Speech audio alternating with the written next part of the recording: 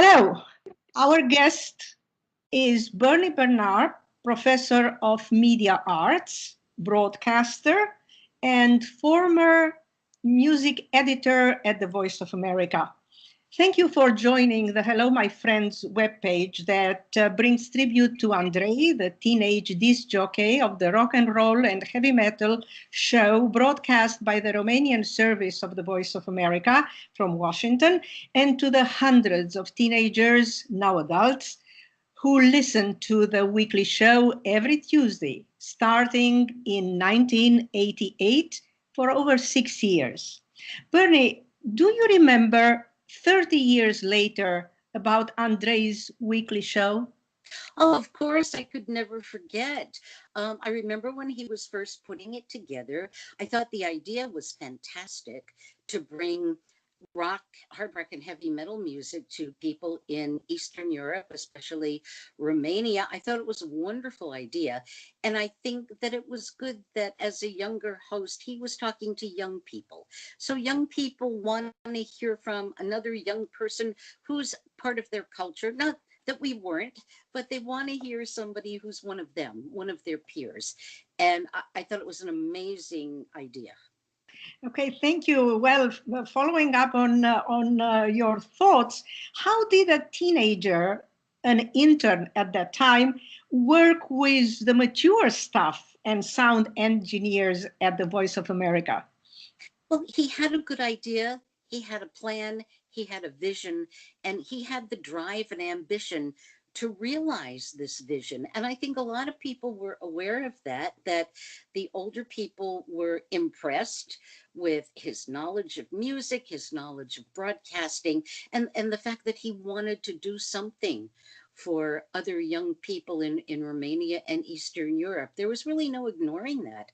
I think everybody realized what he set out to do, and we're very impressed at the way he did it. So um, I always thought that maybe he had to win them over a little bit in the beginning, where they said, "Hey, what's this kid doing?" But the kid turned out to do a pretty darn good job. Thank you.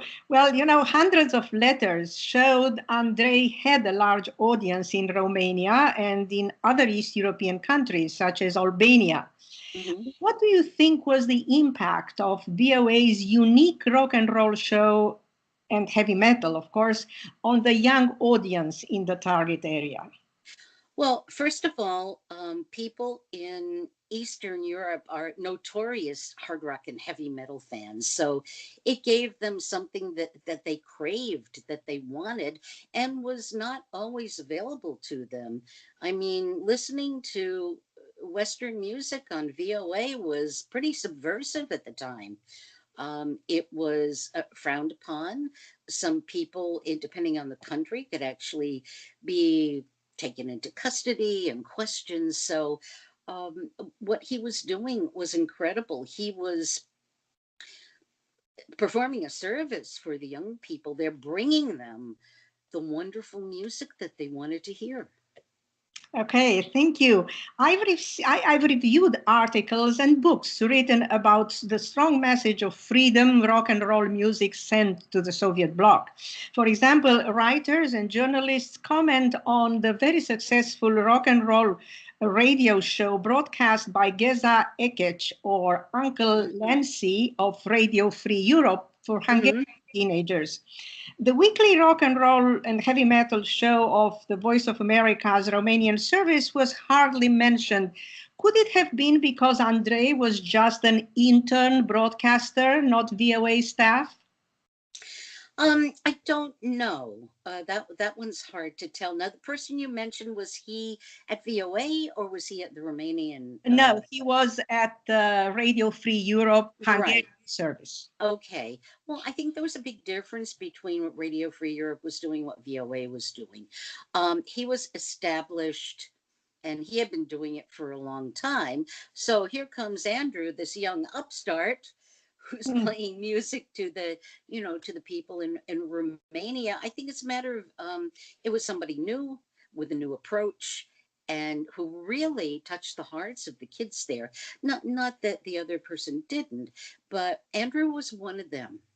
And I think because he was one of them, that he had an incredible impact. Yes, he was an intern, but then again, he did prove himself to be a very professional broadcaster and really develop this incredible following.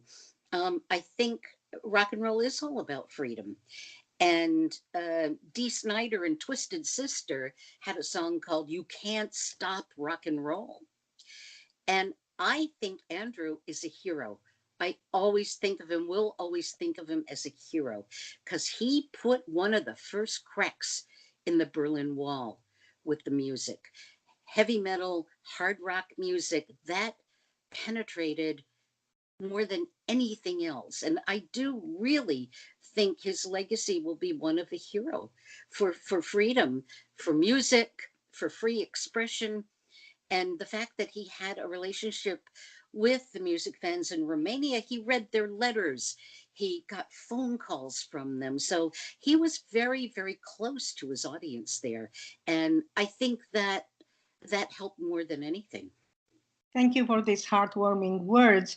Based on your extensive radio experience, both during and after the Cold War, what thoughts could you share with the visitors of the Hello My Friends webpage, both young and not so young anymore, on how rock and roll influenced the daily life here in the United States and elsewhere in the world?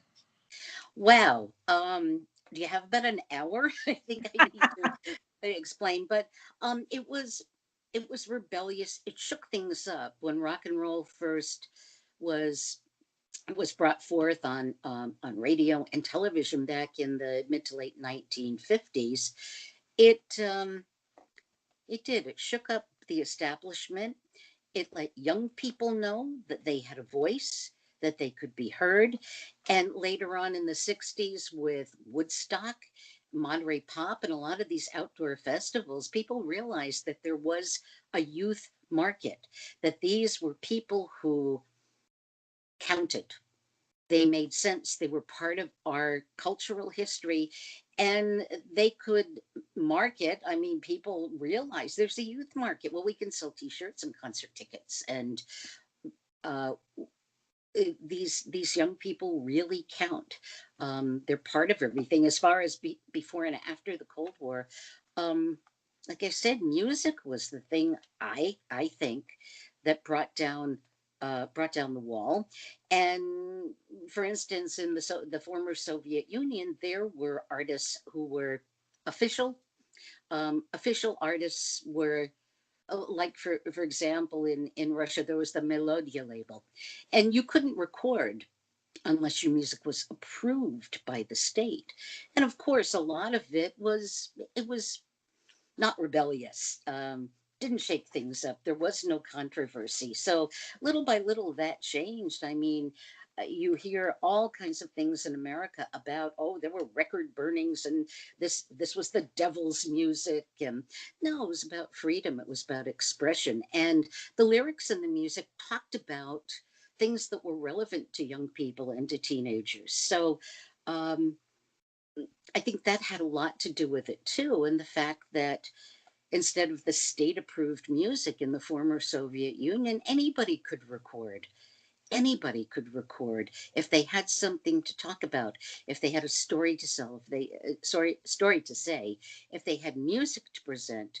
Well, yeah, and again, rock and roll is all about freedom, so they should be free to express themselves. Thank you so much, Bernie. I'm sure that the visitors of the Hello My Friends webpage will be extremely interested in your thoughts. And just in case they would like to reach out to you, do I have your permission to send them to post your email address or general Sure, address? sure. I can give it to you right now. It's Radio Diva, RADIODIVA 50 at gmail.com, Radio Diva 50 at gmail.com. And I fondly remember Andrew, and I was so sad to hear what happened, but he's a patriot, he's a hero, and I think he will be part of history. Thank you so much, Bernie. Talk to you soon. Okay. Okay. All right.